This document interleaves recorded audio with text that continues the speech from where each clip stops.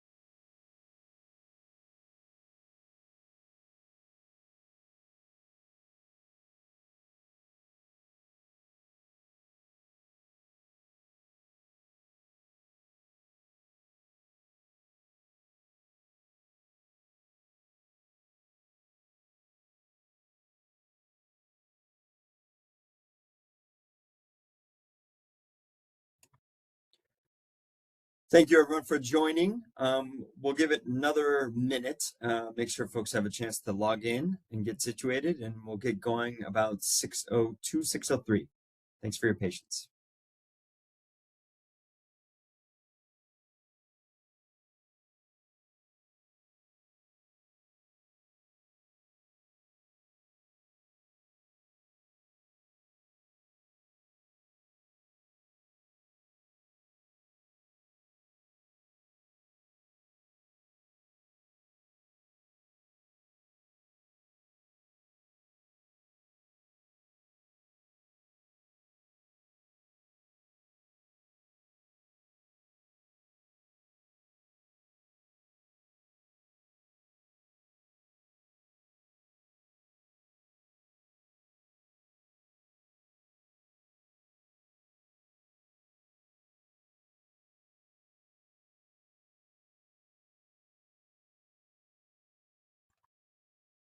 Okay, everyone, thank you for joining us tonight. Um, this is the 11th Street Northwest Bike Lane Project Update. This is the virtual meeting. Tomorrow night we will have an in-person open house at Shaw Library starting at 6 p.m. If you can join us for tomorrow's event, you can get the chance to chat with us in person. But since this is a virtual meeting, I'm going to review some logistics and ground rules before we kick off. Again, thank you for joining us tonight. We appreciate your input on this project. This is a virtual public meeting. Just want to review some basic controls to help you better participate on this platform. Please note this is an open meeting, and as required by DC Code 2578, this meeting is being recorded, and the recording will be made available to the public. This video file with both the audio and video will be shared on the project team's website and DDOT's YouTube channel within 7 days after the meeting is ended. This meeting is being live streamed to DDOT's Facebook page. And if you do not wish to have your voice recorded, please do not ask to speak. You may enter any questions or comments in the Q&A, which we will review shortly. And one quick reminder, if you need technical support during this meeting, feel free to call this number 202-997-8354. We are using WebEx tonight, so just some ground rules on audio. Everyone is on mute. You cannot unmute yourself. We can unmute you during our question and answer period. This will help ensure that the meeting runs smoothly and there are no auditory disruptions during the presentation. To request to speak during the Q&A session, please use the raise hand button. Excuse me. And closed captions are available. You can click the CC icon in the lower left corner of the window to turn on closed captions. And there are additional settings so you may adjust the appearance of the captions as needed. Your video camera is off by default and you will not be able to share video. Raising hand, if you have a question or comment that you'd like to go off mute and speak up, please raise your hand, and during the Q&A, a member of our team will help facilitate your unmuting your mic so that you can pose your question. To virtually raise your hand, click the raise hand icon here on the bottom center of the WebEx window. Alternatively, you may press Control plus Shift and R keys on your keyboard to raise your hand. If you join via browser or mobile app, click the 3 dots icon and select raise hand. If you dialed in by phone, you can dial *3 to use the raise hand function. Q&A, if you have a question during the presentation, you can send it to the Q&A feature here is highlighted with this red rectangle. Click the 3 dot icon in the bottom right side of your screen. A new panel or window will appear in the Ask field. Select all panelists. Click the text box to type your question and press Enter. Press the Enter key to send it. Somebody from our team will be answering questions on a rolling basis throughout the presentation, and we will reserve about 15 to 20 minutes for a Q&A at the end of this presentation. Right. Okay, now to the fun part. Thank you all for joining today's meeting here. We will be giving you some background information about the 11th Street Bike Lane project and sharing some timeline updates. We will also be reviewing proposed designs and roadway changes. Very importantly, we'll be informing you about construction timelines and project next steps. So today we're going to cover a little bit more in depth the final design plans for L Street Northwest to Florida Avenue Northwest. We will review design plans for Florida Avenue Northwest to Monroe Street Northwest, and also Vermont Avenue Northwest for the buffered bike lane project that is in design. We will also be sharing a timeline for the notice of intent process, in which public comment period will follow. I want to give a quick shout out to my colleagues who are on the phone with me here, or on the call. But a quick introduction for myself. My name is Christopher Berg. I am the 11th Street Northwest Bike Project Manager. My email is here on the screen if you ever want to get in touch with me about this project or any other DDOT bike related projects. I am a transportation planner here on the Bikeways branch. Below is Greg Billing. He is the Bikeways branch manager. And then below Greg is Patrick, who is a design consultant. He is an employee of Kimley Horn, and he has helped us with the design sets for this project. And he will principally be here to help answer any questions that are technical or design heavy in nature throughout the presentation tonight. Then, very crucially, I want to highlight our community engagement specialist who we have with us tonight, Christoph Wassmer. He is the community engagement specialist who represents Ward 2 and 3. And then also Ty Abilla, who comes to us recently from the mayor's office, and she represents Wards 1 and 4. So thank you all of our colleagues for joining, and this team will be available to help you answer any questions in the question and answer window. Okay, so the project timeline. I'm sure some of you have been involved with this project since 2023 when we kicked off this initial project. We kind of shared some of the initial concepts. and some traffic analysis and some of the data collections that we did as part of our kind of initial concept planning phase.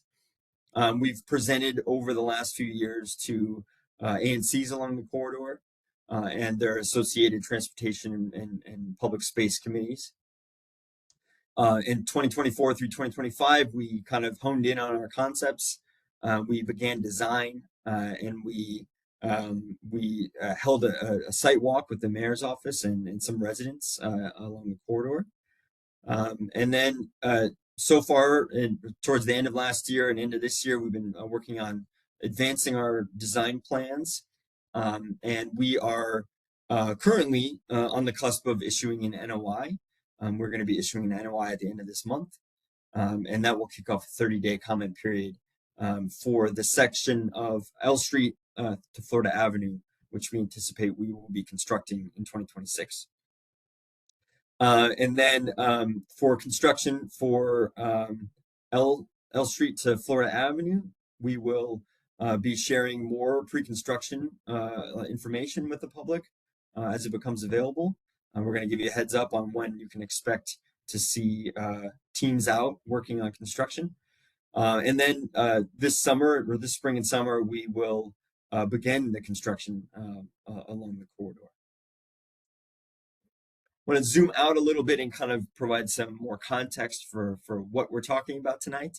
You see our lovely District of Columbia and the existing bike lane network that includes trails as well. The box to the right of your screen kind of highlights the limits of this project. I just want to call out that we are building down here where you see this heavy bolded rectangle. That is a portion of 11th Street that recently had a completed protected bike lane project on it. That was part of a 2024 bus priority project that optimized bus service along the corridor. And this project will build north from there, from L Street up to Florida Avenue, and then Florida Avenue up to Monroe Street in Columbia Heights. Also including today some information on Vermont Avenue, which is connected, and I'll explain why it is kind of goes hand in hand with this project. A little bit more background and context for why we're here talking about 11th Street. It's our goal and mission to provide safe, dedicated spaces for biking and scooting across the district. We want to make sure that we are creating an all ages and abilities an equitable bikeways network across the district. We also want to make sure we upgrade existing highly used bike lanes where possible to a safer, more protected facility type, so that we can encourage more folks to use those facilities. 11th Street is one of the highest ridership routes, despite the lack of protected infrastructure, and so we're excited to see kind of as we improve the existing infrastructure, kind of how much ridership we'll see. But once done, this will be a 2-mile long corridor that will take folks from Columbia Heights to downtown in a connected, coherent facility. Just a little bit of kind of data that we've collected over the years. We do have a manual bicycle counts program where folks go out and do manual counts and observations along our select corridors. This isn't comprehensive data per se, but this is represents that it kind of gives us strong evidence. We do have some automated counters further down on 11th Street as well, but during peak hour, the 11th Street bike lanes in this selected study show greater ridership than even 14th Street bike lanes and the 15th Street protected bike lanes. So suffice to say that 11th Street is a very popular corridor, and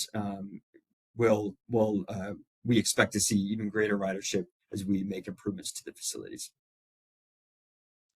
Why protected bike lanes? Well, we know, the District of Columbia has goals on trying to achieve more folks commuting by bike, walking, and transit. And we also know that there's a vast or a large percentage of the population that are interested in biking, but concerned due to not feeling comfortable, not understanding the network, and maybe they would feel more comfortable getting out and biking if the facility were protected and contiguous, and had more access to more destinations across the city. So this is a really great opportunity for us to kind of help mode shift, help get people out of single-use vehicles, and encourage folks to bike and scoot, which is a part and aligned with DC's transportation goals. A little bit of a kind of snapshot just to orient folks on what the current bicycle facilities state is throughout this corridor, going from south to north here. If you follow my cursor, the green is where I mentioned we have existing protected bike lanes that were installed in 2024, along with that bus priority project. And at L Street, we have bike lanes, just painted bike lanes. They're not protected. When we get up to S Street, or sorry, Q Street here at in Rhode Island Avenue, we have currently there are no bike facilities. There are just sharrows, so paint markings on the in the middle of the lane that indicate to vehicles that bikes can share the lane, and that continues through up to Florida Avenue, where currently today we have painted bike lanes that go up through Columbia Heights all the way up to Monroe Street. Once this project is completed, we will see protected bike lanes all the way up through to Rhode Island Avenue, or I'm sorry, to Florida Avenue, and then or Vermont Avenue, and then we will have a bike lane plus a contraflow lane between Vermont Avenue and Florida Avenue, and then continuing further, we will have a protected bike lane all the way up through Columbia Heights, ending at Monroe Street. Just a quick call out here. We are anticipating construction on these segments here south of Florida in 2026, and we are anticipating construction to begin on the segment north of Florida Avenue in 2027. Also want to call out here, and we'll get into more details, but this segment on Vermont Avenue between 11th Street Northwest and Florida Avenue Northwest is a separate bike project, but they are aligned due to the convergence of these projects at L and Vermont. And so we are hoping to go into construction with a buffered bike lane project, which will improve the existing roadway this summer as well. Just want to get you kind of street level and show you what typical cross sections look like today versus what they will look like post installation. Starting in the top left here, this is an existing cross section that we see today between L and Q Street. You see here there's parking along both curbs, and then in between the parking and the travel lane there are 5-foot painted bike lanes, and then one travel lane in each direction with center turn lanes mostly throughout. That is the typical cross section for those street segments. Going forward, once we install this project, you will see basically a flipping of the parking lane and the bike lane, and we will be able to offer greater level of protections for cyclists, and so that they're not in the door zone, and so that they're not at the mercy of vehicles traveling in the travel lane. Another call out, and we'll get to that later when I show you the concepts or the designs, but in between Vermont Avenue and Florida Avenue, the curb to curb width narrows significantly. It's only 35 feet wide. The existing cross section has parking along both curbs and two-way travel lanes, northbound and southbound, with no bike lanes or facilities, bike facilities. Sharrows are not considered by national standards to be adequate bike facilities. And so the proposed or the future typical cross section along this segment will be we're going to maintain parking along both curbs, and then we are going to have a one-way travel lane, a vehicle travel lane going southbound, accompanied by a painted bike lane going southbound and a contraflow bike lane going in the northbound direction, so that bicyclists and scooter riders are able to travel bidirectionally. However, there are trade-offs that have to be made, and we'll get into that a little bit more when we get into the designs, but we are going to move the vehicle lanes to reduce the travel lanes from bidirectional to one-way southbound. Okay, I just want to point out that DDOT projects come with a whole host of other benefits, and I'd be remiss to not point some of those out.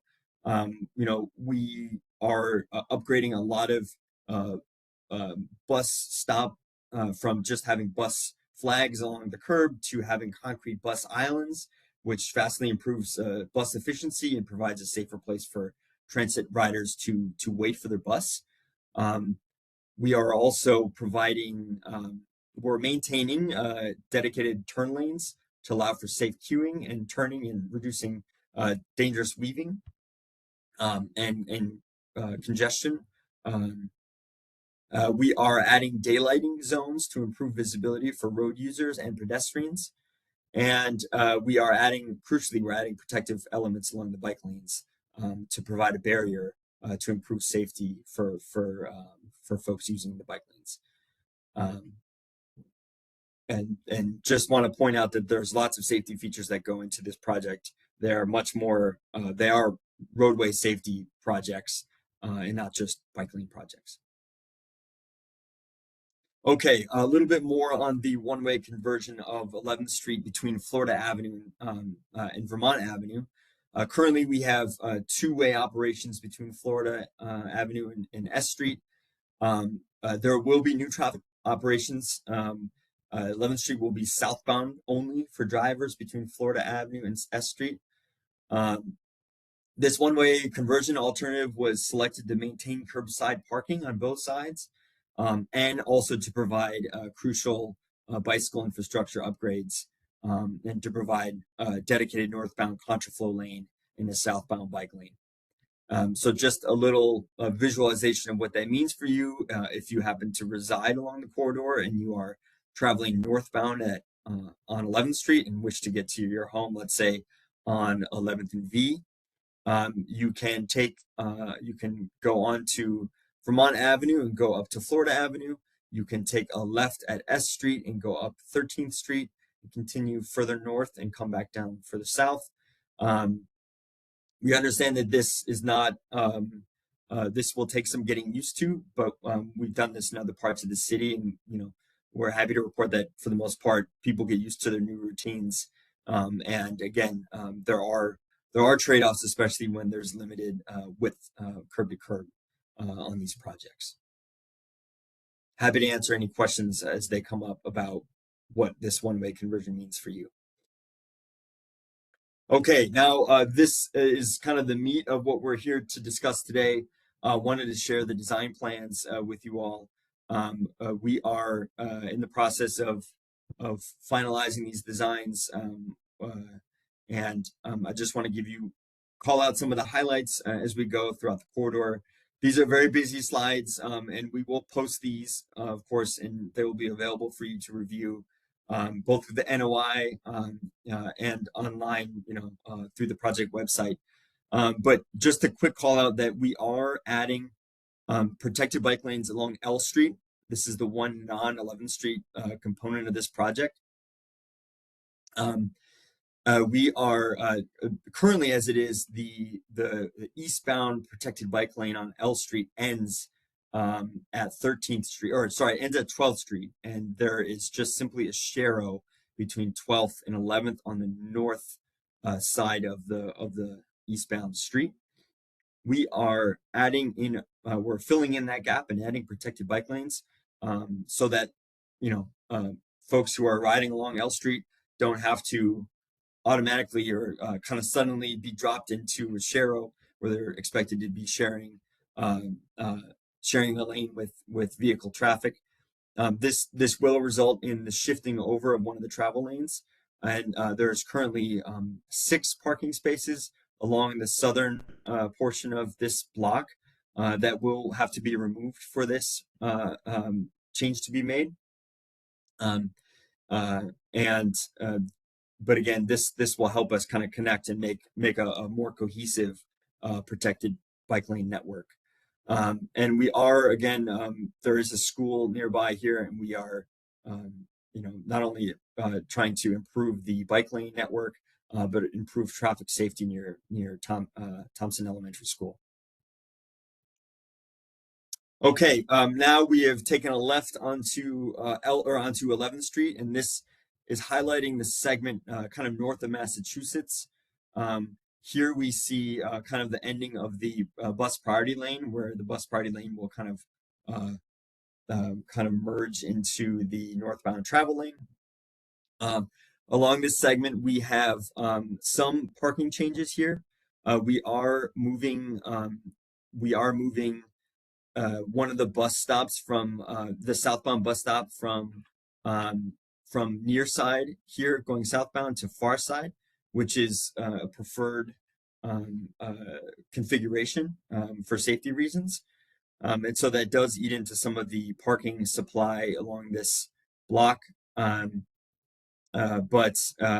so there's currently 23 spaces, and we are, this proposed design brings it down to 15. So that is a 35% decrease in parking along this block. But again, these bus platforms, as you can see, kind of a picture highlight here, will show you what this bus stop will look like here at 11th and M, which is a vast improvement and will provide better bus efficiency and passenger safety. So a lot of these, parking reductions come with good reasons for increased safety. Moving along to the segment or the block between M and N.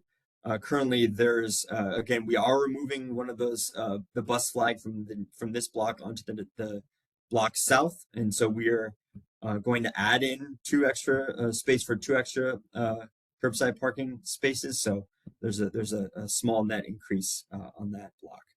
But then also just a call out of what kind of the protected bike infrastructure will look like along the corridor here on the bottom left, with concrete barriers and improved safety.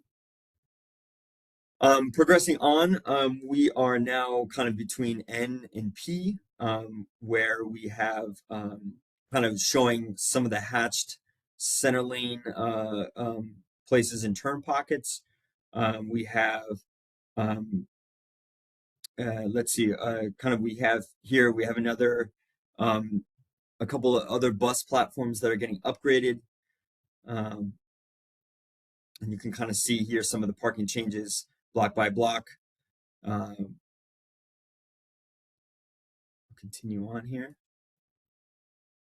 Okay, design plans for Rhode Island Avenue. So now we are running into what some folks who live along the corridor might have already recognized. Back in late 2023 and 2024, we completed 2 intersection improvement projects as part of our near northwest mobility study. 2 intersections were improved at Rhode Island and 11th and Florida Avenue.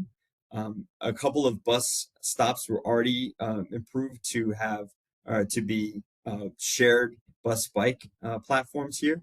Those will remain as part of this project, and there were some protective elements, so the bike lanes were protected through this busy intersection with that project, and so this project will kind of make more sense of those bike lanes and will kind of flow conveniently into those existing protected elements at the intersection.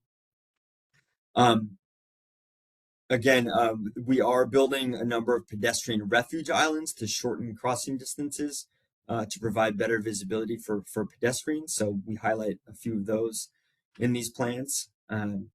such as here at 11th Q and 11th and R. And then one other kind of trade-off that we had to make on this project was the removal of the diagonal parking and the conversion of the diagonal parking to parallel parking between Q Street and Vermont Avenue. I want to just highlight that currently there are, let me just get my notes here so I can get more up to speed.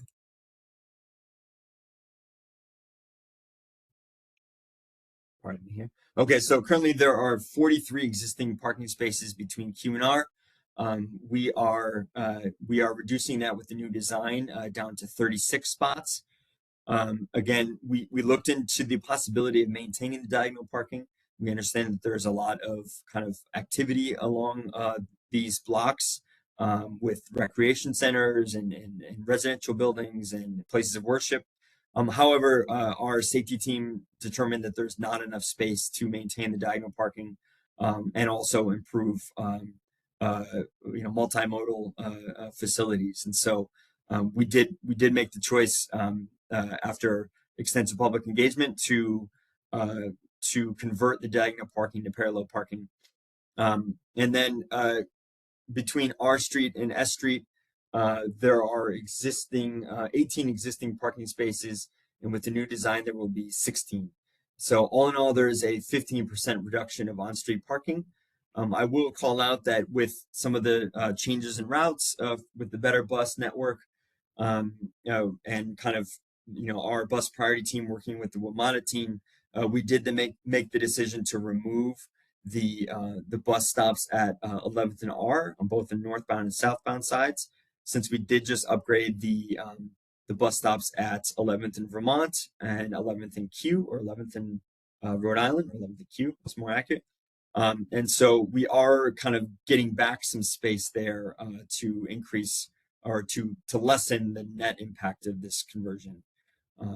But we do know that there is a slight reduction here, but we feel like it was really crucial to make these improvements, especially in this segment where there was no existing bicycle infrastructure. Okay, moving forward, Vermont Avenue to T Street. This is the segment where we kind of converge with the Vermont Avenue project and also start to see the one-way vehicle conversion.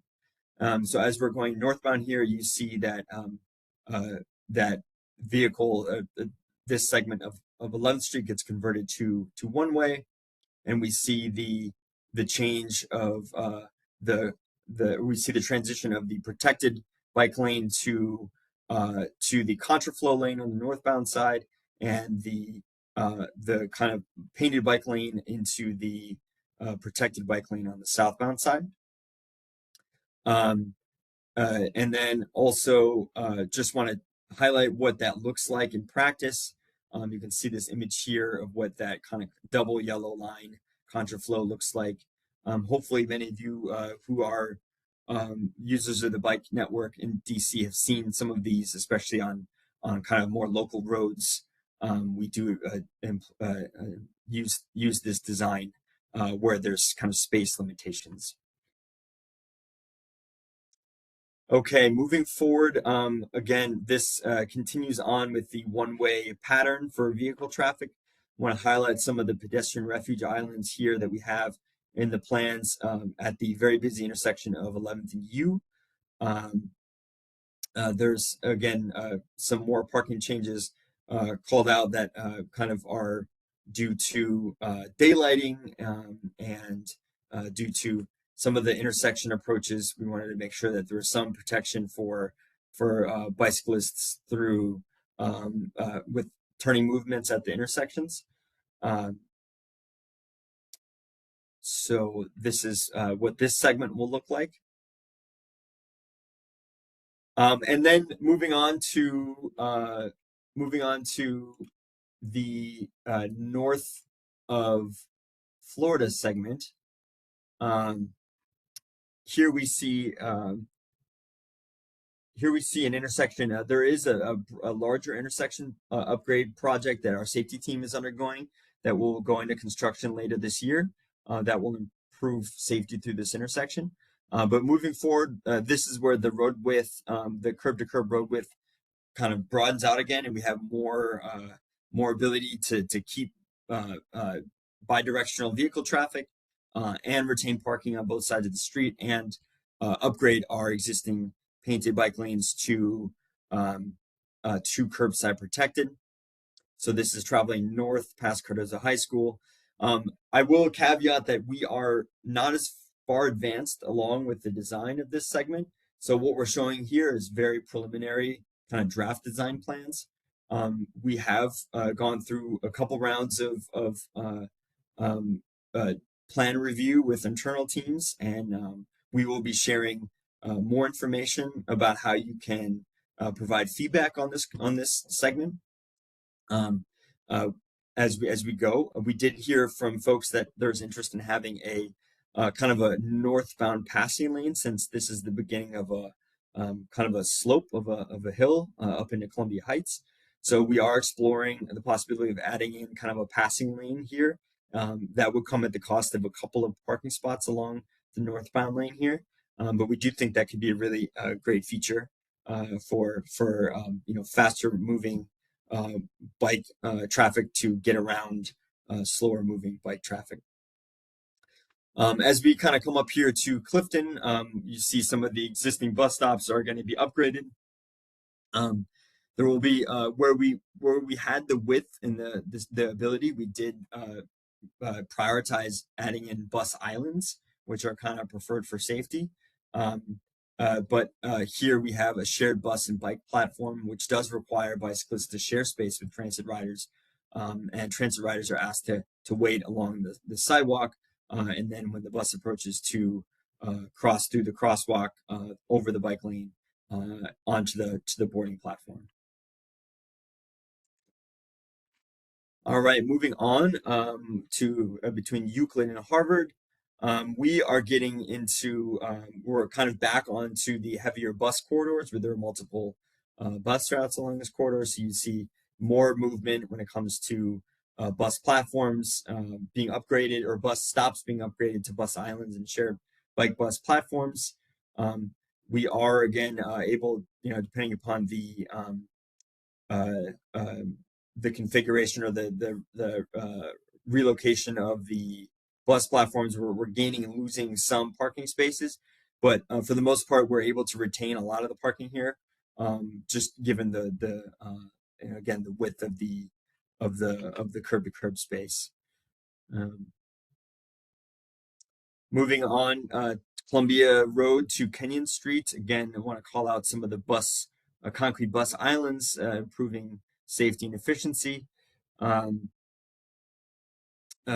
Let's see here. What else is worth calling out? We are getting to the segment where there are existing streeteries, and as many of you are probably aware, there is there are new streetery guidelines that took effect at the end of last year. A few of the businesses along this corridor have already applied and had their permits approved, and I believe others are in the process of working with the DDOT teams to work on their applications. What we have currently shown here is the existing streeteries, and so the parking supply will likely change as the kind of existing streeteries are removed, if those businesses choose not to participate. Again, we have the width along this corridor to either maintain the parking lane, or to accommodate streeteries, even along with the updated streetery guidelines. So we've been working kind of hand in hand with our neighborhood planning branch, who are working directly with businesses on their applications. So this is subject to change. I want to just kind of highlight, these are draft kind of preliminary plans. We have a pretty good sense of where the bike lanes and travel lanes and all that, what the impact will look like, but there will be some fine tuning when it comes to where the streeteries are involved or are located. And our last kind of segment here, from Lamont to Monroe, there is some bus stop consolidation happening. And then again, we have a few streeteries here that are likely to potentially not exist, and so there will be curbside parking lanes um, uh, in the next iteration of the plans. So that was a lot. Oh, and then before we move on, I wanted to highlight or show you our Vermont Avenue buffered bike lane plans. Again, we are making the conversion of 11th Street between north of Vermont Avenue into one-way southbound. And so as it exists now, you see here there is a right turn lane that would take vehicle traffic from Vermont Avenue and direct them northbound on 11th Street, and that is going away. So we're going to need to restripe this portion of Vermont, and the design, the proposal, the concept that we've selected for Vermont Avenue is a buffered bike lane. We've heard from residents that there's a lot of concern about high speed or speeding along the corridor from vehicles. And currently there are no bicycle facilities along this corridor. And so we are proposing reducing Vermont Avenue to one travel lane in each direction, which based on our traffic, average daily traffic, is, currently it's there's way more capacity than is needed to shoulder the average daily vehicles.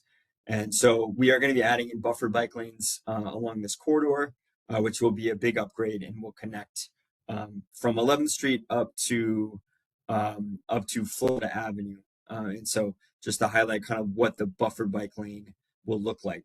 This is from another roadway in the district, but parking will remain along the corridor on both sides. We will not be removing the parking. We will instead kind of have a buffer between the bike lane and the vehicle traffic, a pretty healthy buffer, just given the width that we have. And that will provide safety improvements for multimodal roadway users and traffic calming, and crucially traffic calming to slow road users through this residential and commercial area. Just highlighting the next segment of Vermont Avenue here, from kind of U Street up to Florida Avenue. Again, we are adding in buffer bike lanes.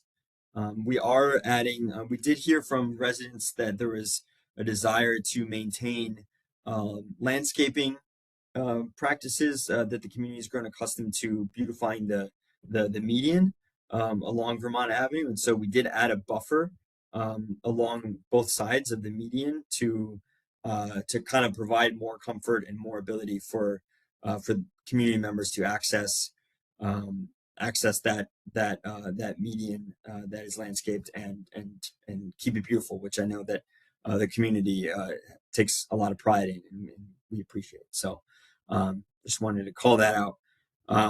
Again, as we advance design on this project, we will share those plans with the ANCs and share the plans on our website. And there's also there's a way for you in this through our project page on our site to sign up to get more information on this project and stay posted when there are updates and more advanced design sets. So that was a lot. I hope I didn't lose you. But again, just to review the project timeline, we are here. I'm hopeful to say that we're in spring. We're not quite yet in spring, but we will be issuing a NOI later this month, and there will be a 30-day comment period. That will be for the 11th Street project from L to Florida Avenue. Those are the segments that we plan on constructing in 2026. And there will be more pre-construction and public outreach as we kind of advance into spring, and we will keep the community notified about construction timelines once they become clearer. But some crucial kind of construction information. Again, spring 2026, we are We're going to be repaving. Our asset management team is going to be repaving between T Street and Florida Avenue. And I'm sure many of the folks on the call are going to be very thrilled to hear that this the embedded streetcar tracks that are embedded in the pavement will be removed, which will improve pavement conditions. They're also going to manage the one-way conversion and the restriping that will immediately follow after repaving. After the repaving between Vermont and Florida Avenue. And then we anticipate that construction will begin on the segments between Q and S and potentially Vermont Avenue the Vermont Avenue buffered bike lane will also potentially be construction might begin late spring, early summer. And then in summer, we will begin construction on the segment between L Street and Rhode Island Avenue. And as we get a better timeline of when that will happen, that does include a lot more concrete work. So the construction timelines will be a little bit more involved and drawn out. But we will keep you posted as those timelines become more clear. Okay, next steps. We are going to host an in-person open house tomorrow at Shaw Library from 6 to 7:30. So if you want to come by or tell your friends to come by, we're going to have the roll plots and all the designs laid out on tables for folks to look at. We're going to be issuing the notice of intent. My goal is for February 27th, which will then make public comment, public comments due by April 10th. So you can provide feedback on those segments. We will be updating the draft plans for Florida Avenue to Monroe, that segment, in the spring of 2026 for more comments from the public. And we will be issuing the NOI for that later in the year. And then construction starts summer 2026 for L to Florida Avenue, and Florida Avenue, just another call out to Monroe, is anticipated in 2027. But please follow this link here, or click on this link here, or this is also on our project page, or scan this QR code to sign up for project updates.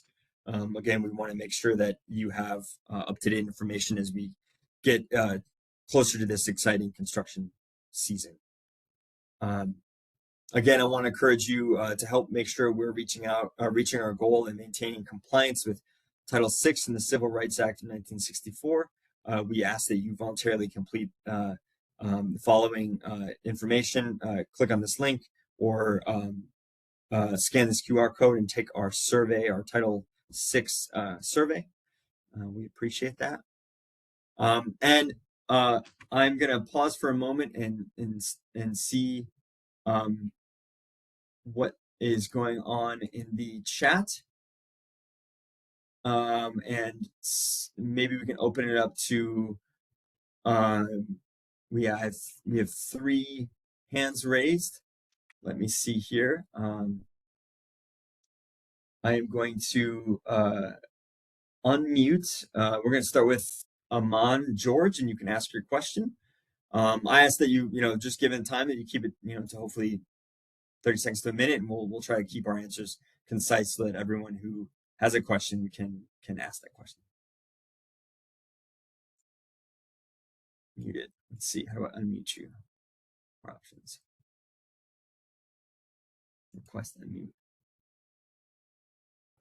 Hey, can you hear me? Hi. Yes, Aman. Hey, well, thank you all so much for this update. I really appreciate it. I'm a person who commutes down from Ward 4 downtown like 3 days a week. So my route takes me 11th to 15th Street.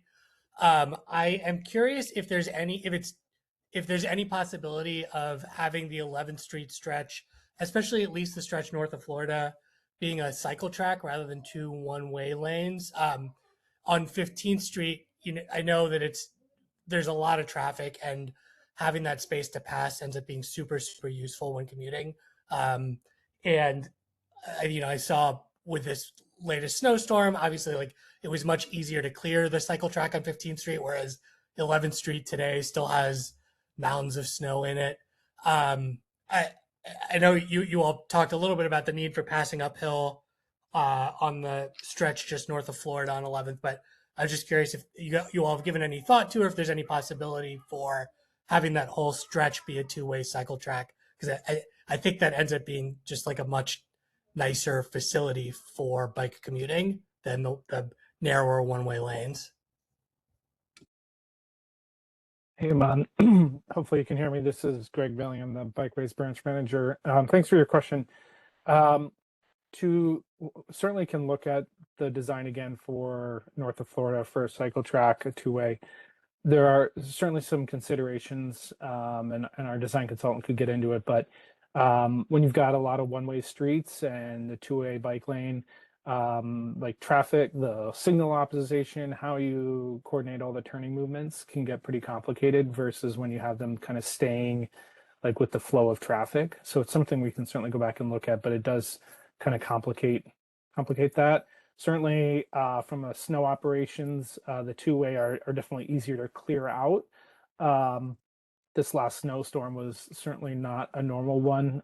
Typically, with the equipment that the city has, we're actually able to get to most of the bike lanes, even most of the narrow ones, fairly quickly, but not when we have snow concrete built in. So this was, we try not to plan exactly for this snowstorm like this, but it's a point well taken. Thanks, much appreciated. I just asked, I know that 11th Street stretch is going to be super busy once it's built. It's already very busy. Thank you, guys. Okay, next up, Nick, I believe you should be unmuted. Thanks so much, Christopher, and great presentation today.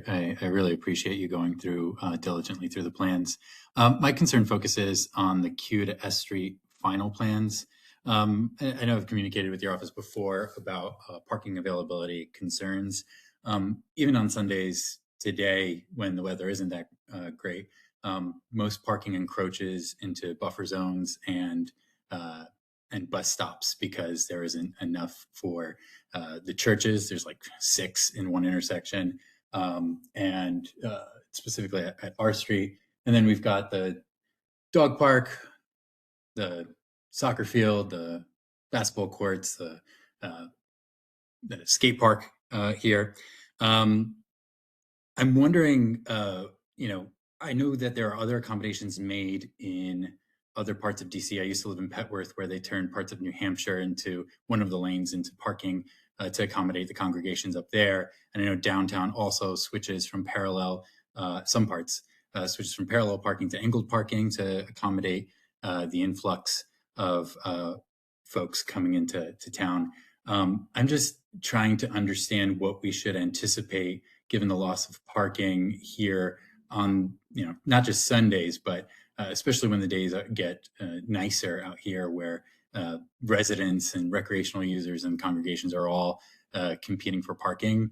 What we think that's going to look like in the double parking space, into encroaching into bus zones, et cetera, and what, maybe what other traffic calming considerations were made. I know you were talking about addressing parking concerns here in that specific stretch, and not being able to do that, but just also wondering what other traffic calming techniques were considered during that process. Hey, this is Greg again. Thanks for the question. I think that it's an excellent question, and we did look at this. This is one of the busiest north-south bike lanes in the district, and the sections between Q and R is an existing gap in that. And so currently we have bicyclists and scooters sharing the street in a configuration that doesn't really optimize their safety. So we were trying to really find a balance of all of the street space there.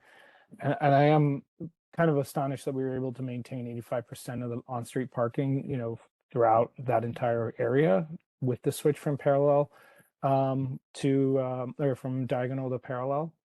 And, we showed earlier in the slides, but we've got the ped refuge islands, which are going to be concrete. So we're going to be able to kind of permanently keep the crosswalks clear.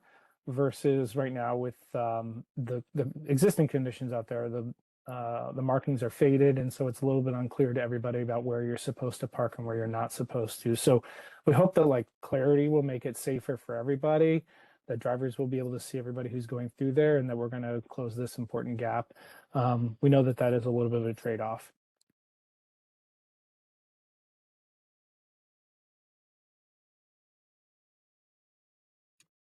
Okay, thank you. I believe Santiago, you should have the floor now. Can you hear me? Yes. I have a comment, but Chris, could you go to the slide that shows the Florida Avenue and 11th Street intersection? I had a question about that one. But I also want to say thank you for your work on this. I'm really glad to see this project moving forward. This has been a long process, a lot of consistent community and seat support.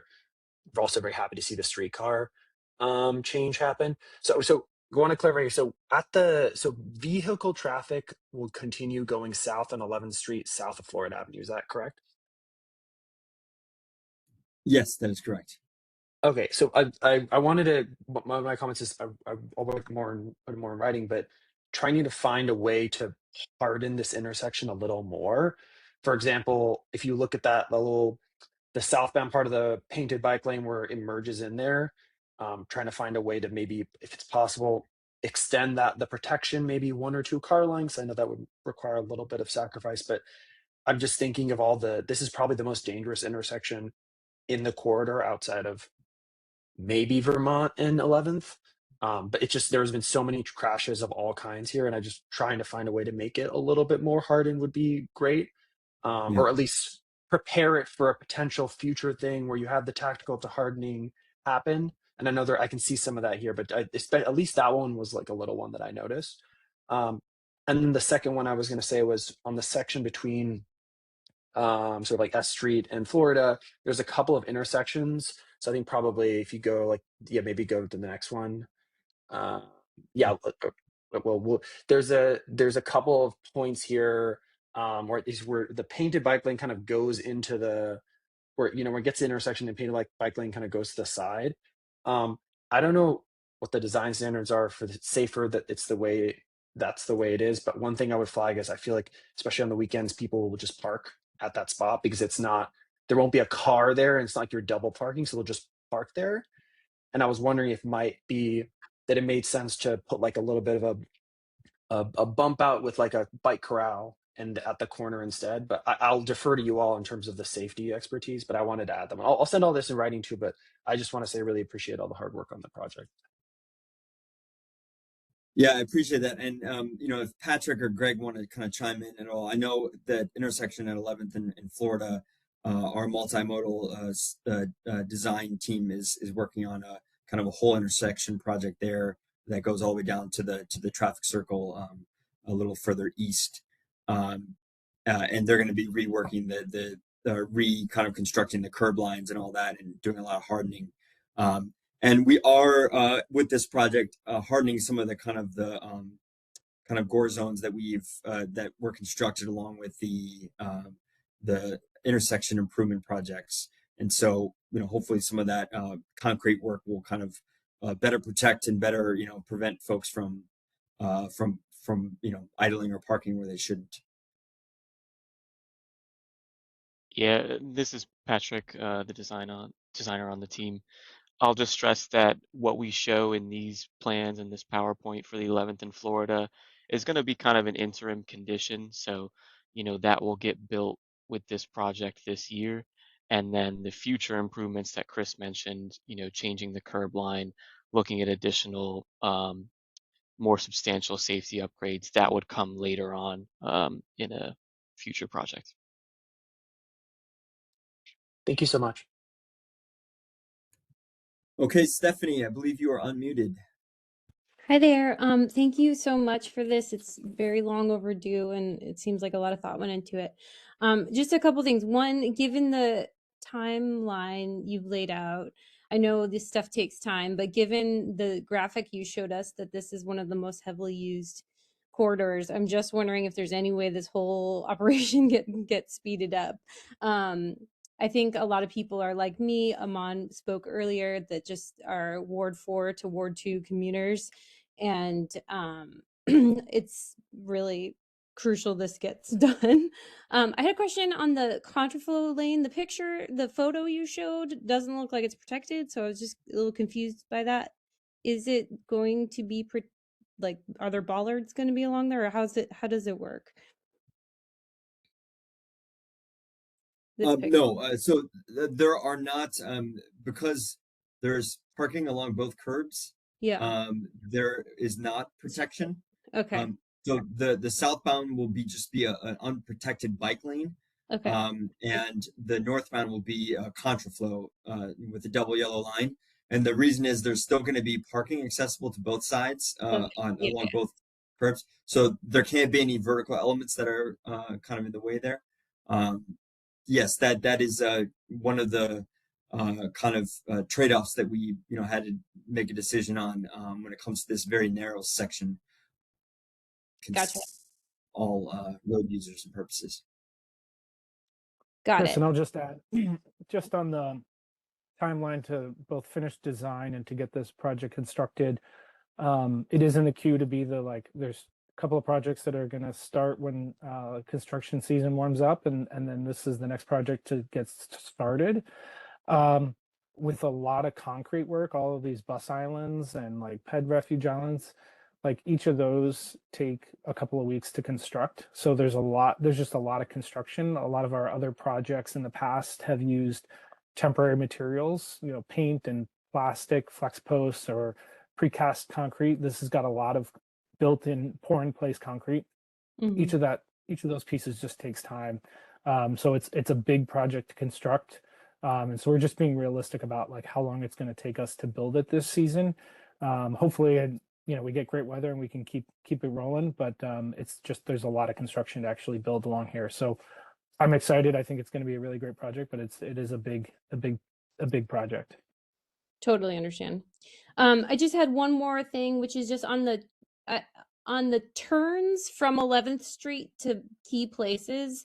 I would suggest that you look closely at the way that people use it. So there's like, one is to other bike lanes. So on the sort of the south side, over connecting to Rhode Island, right now you're still having to go in the middle of that weird Q Street thing on the bottom here.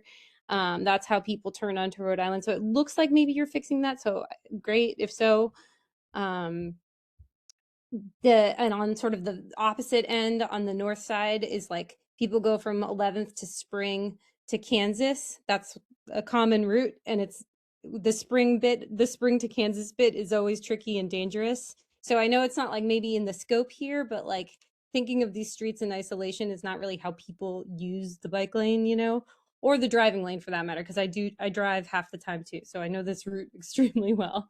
And then the other piece on the turning piece is like where there are schools. So there's Garrison, there's Meyer Elementary, which is a swing space, Seton, and there's soon to be the Euclid Middle School, which will be along there as well. So just those particular turns near the schools, I think just like need to be extra careful and a little more thought being put into that. I mean, it looks great from what I see. I'm just flagging that those particular types of intersections might need a little more care than the usual bus stops and things like that. But thanks again for doing this. Yeah, thank you so much, Stephanie. I believe Emily Curley was next, and folks, I know we're on for as long as need be to get questions answered, but just want to be cognizant of everyone's time. I know we're at just a couple minutes over the hour, but yeah, we have a few more in the hamper here that we'll get to. Emily, I believe you should have the ability to. Oops, I'm sorry, I just lowered your hand, Emily. If you want to try to raise it again. Sorry about that. All right, let's see. Custom mute. All right, Emily, you should have the floor. Thank you. Can you hear me? Yes. Great. Yeah, I think just reiterating what a few other folks said, I was looking at kind of Clifton Street, north of Florida Avenue. Just wanted to point out, it's a little bit of a blind intersection when folks are coming downhill on 11th Street, picking up speed. There's a bus stop there. They're at Cardozo High School. Cars can kind of pick up speed coming down the hill. So I don't know if there would be an opportunity for some kind of bump out, or I don't know, just to make it clear that cars turning right or left from Clifton, just to have an extra reminder to look out for the bike lane in that intersection. Yeah, good call out. I know we have some kind of gore areas here to kind of visually trying to make sure that turning vehicles are watching out for pedestrians and bikers. Charlotte, I believe you're next. Hello, can you hear me? Yes. Great. Thank you so much for this presentation. I really appreciate it. Although I want to echo what Stephanie was saying, that it feels like we really need to build this already. I'm actually kind of frustrated that we have to have another meeting, because it seems really clear that what you are proposing is urgently needed. I just wanted to tell my perspective as a biker who bikes down the 11th Street corridor all the time. I was hit by a car on this corridor at 11th and Euclid when I was biking to work one morning in 2023. And I asked around after that, like, where should I put my advocacy effort? What is needed to make this safer? And I heard that the project was almost ready to go back in 2023, June of 2023. So it's just driving me crazy that we're still here in 2026 and it hasn't been solved. But it sounds like you're really close to getting it completed. So I'm really rooting for that. I want to urge you to move as quickly as you can, because more people are going to be injured. We just had a biker killed by a driver here in Petworth last week. So it feels really close and really urgent. So I appreciate the work you're doing, and I really want you to keep going and try to get this done as quickly as you can. Thanks. Charlotte, this is Greg. Thanks for attending the meeting, and I'm really sorry that you were injured at Euclid at 11th and Euclid.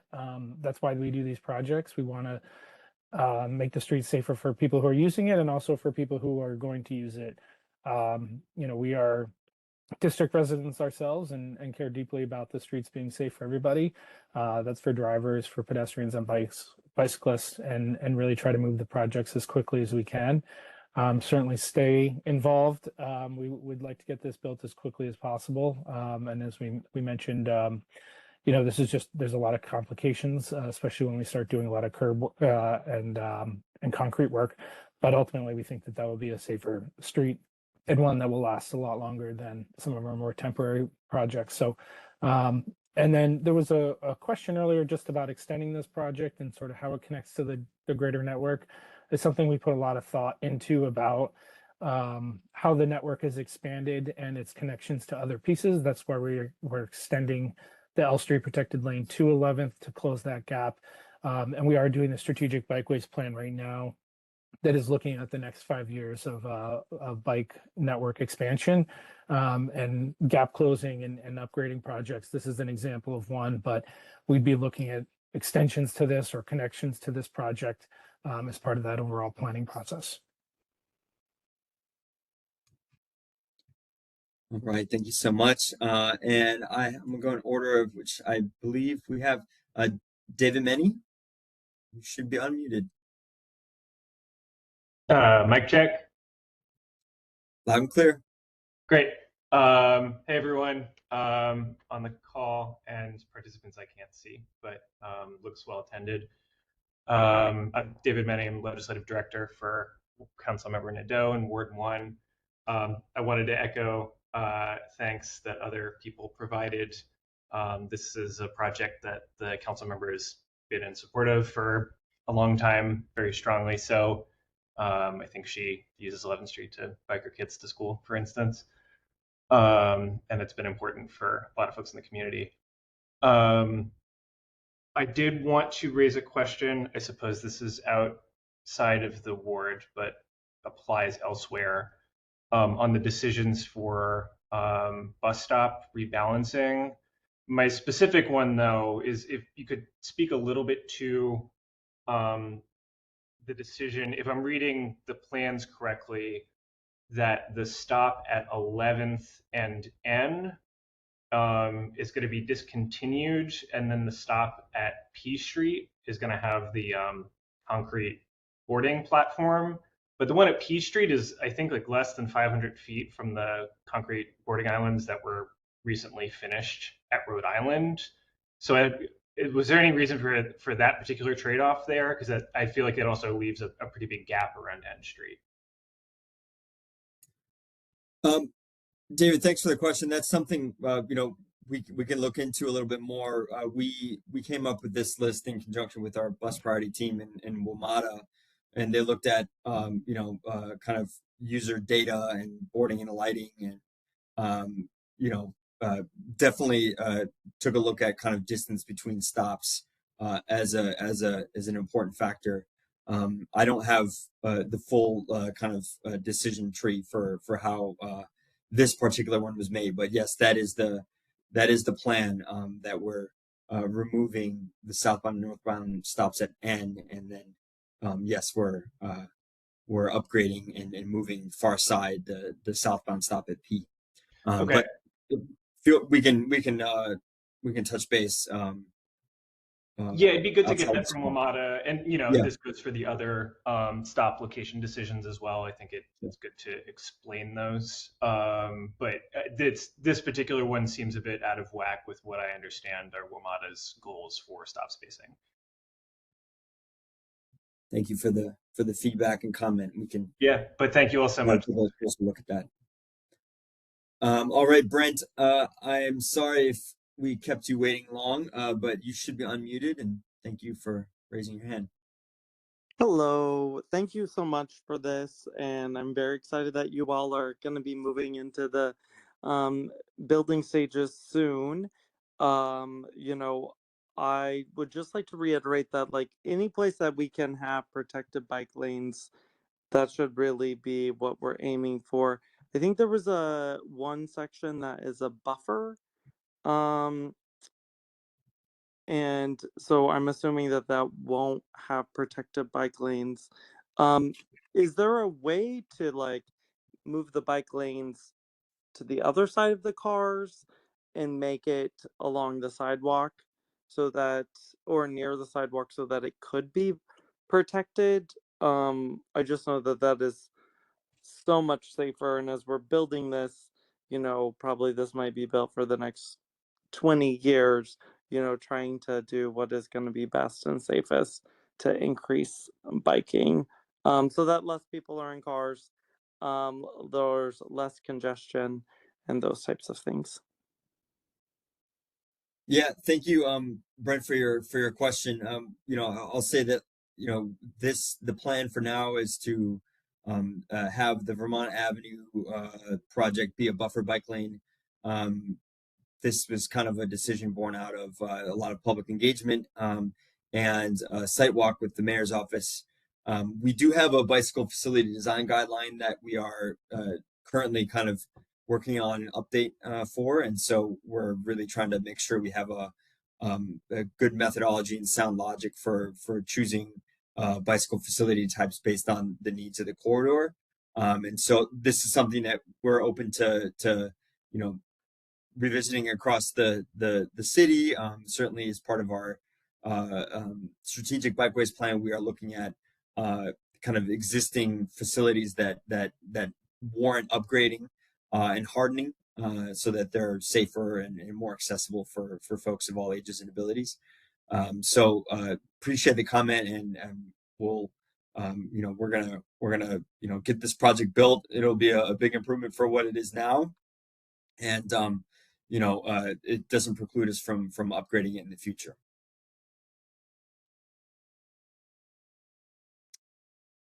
Okay, I believe that is the last hand raised, and pending any chat is unavailable. I think we've gotten to all the questions. Just want to plug quickly the the survey that you can access here. You can sign up, click on this link here, or go to or scan this QR code. If you go to DDOT's website at bikelanes.ddot.dc.gov, you will find all of our bike lane projects, and 11th Street has its own page, and you can provide feedback on the segment that we shared kind of draft plans for from Florida to Monroe. And then we will be issuing the NOI later this month, where you can provide feedback on the plans for L to Florida Avenue, which is the segment we're planning on building this year. There's also a small little survey where you can provide feedback directly through the survey link. So again, if you have any questions, feel free to reach out to myself. We'll be posting this recording and this presentation to our page, and you can reach out with any other questions, and we look forward to future engagement with you, and we appreciate you joining us tonight and providing feedback on this important project. Thank you everyone for joining, and have a wonderful night.